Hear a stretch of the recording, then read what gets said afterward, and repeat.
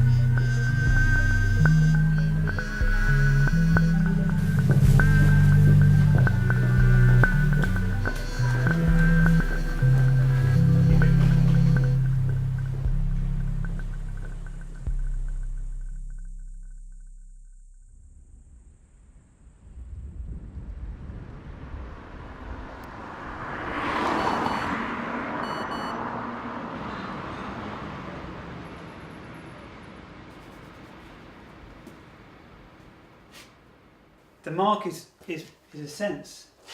It's crudest. It's where I literally find something I'm looking at turning into a physical motion across the surface of the paper. So I'm marking out the space, if you like. So the mark it doesn't actually kind of exist as a mark out there, because I might see the faintest of directions and still mark it quite strongly. So the mark overemphasises in some ways the directional field of the area. The questions I'm asking myself are, do I like just marks? Do the marks do enough? Are they too subconscious or too expressive, or do they denote? What do they denote? Are they denoting some sort of spatial thing? So what I want in all my drawings, I'm always looking for a point where the marks do more than just simply mark out territory, but they start to really create a tension that feed the rest of the drawing. And I don't know where that's going to be until it suddenly appears to me.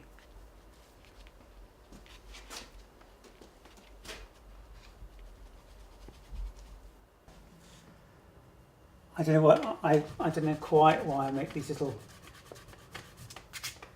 I have a tendency to sort of go to make a mark and then put it up to something. I don't know what I'm exactly doing. I think I'm trying to continually subdivide a rectangle, perhaps, but then break it down at the same time. I'm sort of caught between this tension of wanting to think about imagery as a sort of independent thing, as an image, and then the kind of, if you like, the process which takes you to the image, or is really critical for finding the image. So a process which kind of takes you on its own kind of course. There is a period of discomfort where you kind of like feel that your initial kind of reason for doing it, or hope it will work out in a certain way, suddenly it doesn't work anymore, and you have to kind of shift it into new territory. And thinking about how that works in terms of relationship with other people, I think I've experienced that particularly in friendships. Sometimes in relationships I've experienced it more of a irretrievable breakdown, because I don't know how to always find my way back.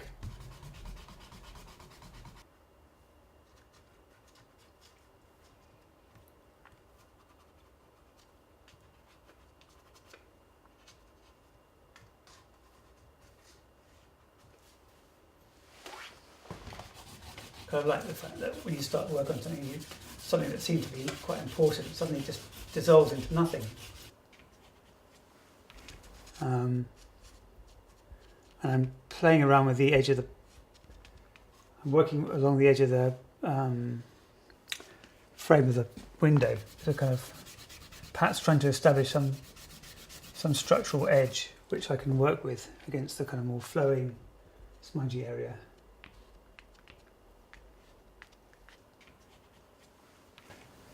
At the moment I'm looking, as I've shifted to the right hand side of the drawing, I'm very conscious of the vertical edge of the window and the space beyond, because the vertical, a question I'm asking myself is, do I record every aspect of the shift I'm making across the paper with what I'm looking at, or do I make the drawing coherent? So my natural instinct here is to think, here's a vertical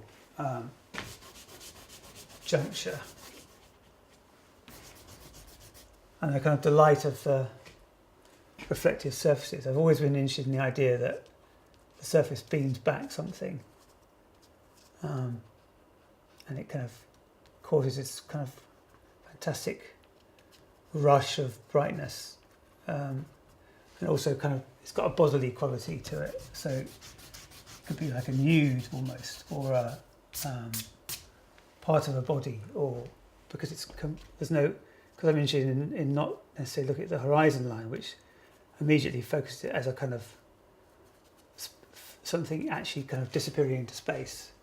Without the horizon line, it becomes about just the physicality of what's in front of your eye, and then as a space, without any particular focal point, you're able to go through it in any way you want. You can decide on your course of action, deciding, well, I'll go up that route instead of that route. No one's going to tell me that it should be that way. You can go down that route. Oh, that's interesting. No, I'll stop there. Or suddenly into a clearing that has a sense of, one moment you've been slightly trapped in the space, and then suddenly it opens up into a clearing.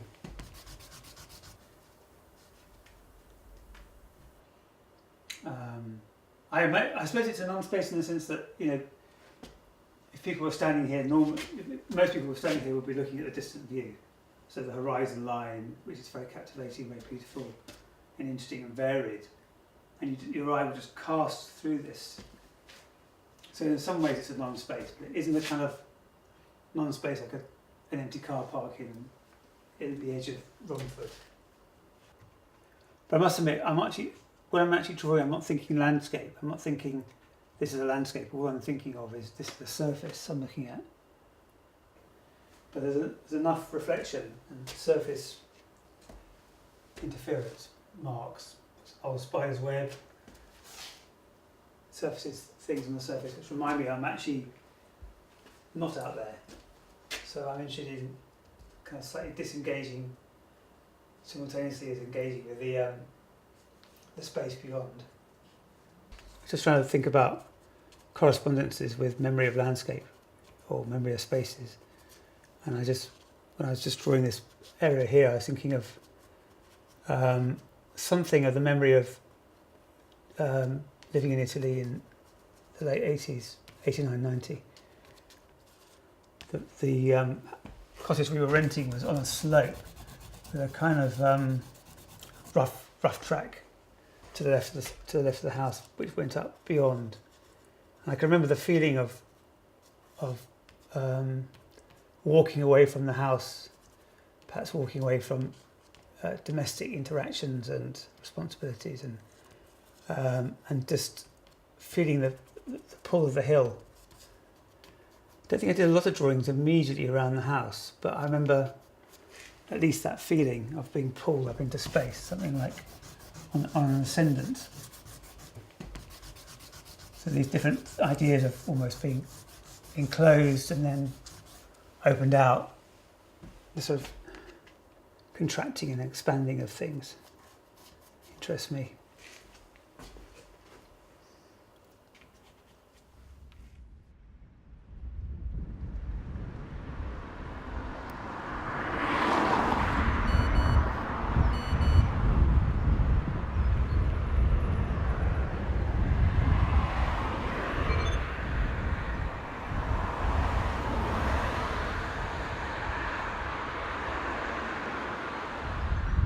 Feel the blockages that have arisen for me suddenly become insurmountable.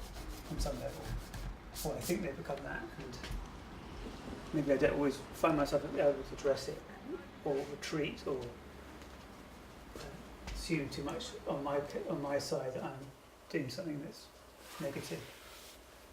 But I haven't really had much experience, I feel, of actually sort of passing through a kind of difficult patch, which I felt happens. I've experienced that a lot in, well, not an awful lot, but quite a lot in drawing, painting, where that becomes a kind of trigger to a sort of new momentum, kind of opening up of new possibilities.